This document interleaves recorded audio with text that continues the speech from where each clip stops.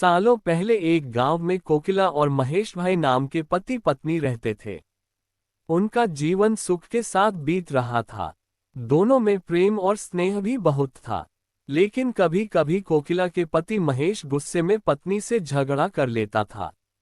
कुछ समय बाद जब उसका गुस्सा शांत होता तो उससे अपने किए पर शर्मिंदगी भी होती थी। कोकिला को पता था कि उसके पति को अपने व्यवसाय में फायदा नहीं हो रहा है, जिसकी वजह से उनका स्वभाव चिड़चिड़ा हो गया है। इसी वजह से कोकिला पलटकर कोई जवाब नहीं देती थी। काम सही से न चलने के कारण महेश का ज्यादातर समय घर में ही बीत रहा था। उसकी पत्नी बड़ी ही धार्मिक स्वभाव की थी। घर में खुशियां लाने के लिए वो धर्म कर्म करती रहती थी। एक दिन दोपहर के समय उनके घर में एक बूढ़े महात्मा आए। उनके चेहरे के तेज को देखकर दोनों का सिर श्रद्धा से झुक गया। महात्मा ने उनसे कुछ दान करने के लिए कहा।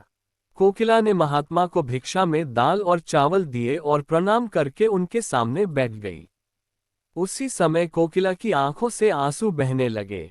कोकिला के आंसू देखकर महात्मा ने इसका कारण पूछा। जवाब में कोकिला ने अपने घर का सारा हाल बता दिया। उसकी बातों को सुनकर महात्मा ने कोकिला को उपाय के रूप में साईं बाबा का व्रत करने को कहा। साथ ही इसकी विधि बताते हुए बोले कि लगातार 9 गुरुवार तक एक समय खाना खाकर पूरी विधि से साईं बाबा की पूजा करने से उसके सारे दुख दूर हो जाएंगे।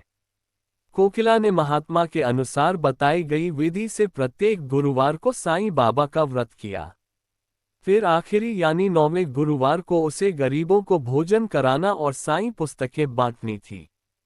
किसी तरह से खाना और किताबों का इंतजाम करके कोकिला ने ये सब कार्य भी पूरा कर लिया।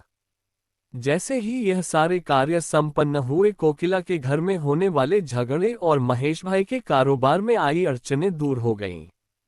अब दोनों पति पत्नी सुख से अपनी जिंदगी जी रहे थे। एक दिन कोकिला की जेठानी और कोकिला आपस में घर परिवार से जुड़ी बातें करने लगे। उसी समय कोकिला की जेठानी ने उसे बताया कि उसके बच्चों का मन पढ़ाई में नहीं लगता और वो स्कूल की हर परीक्षा में फेल हो जाता है। जेठानी की बातें सुनकर कोकिला का मन भर आया। उसने तुरंत साईं व्रत के बारे में अपनी जेठानी को बताया।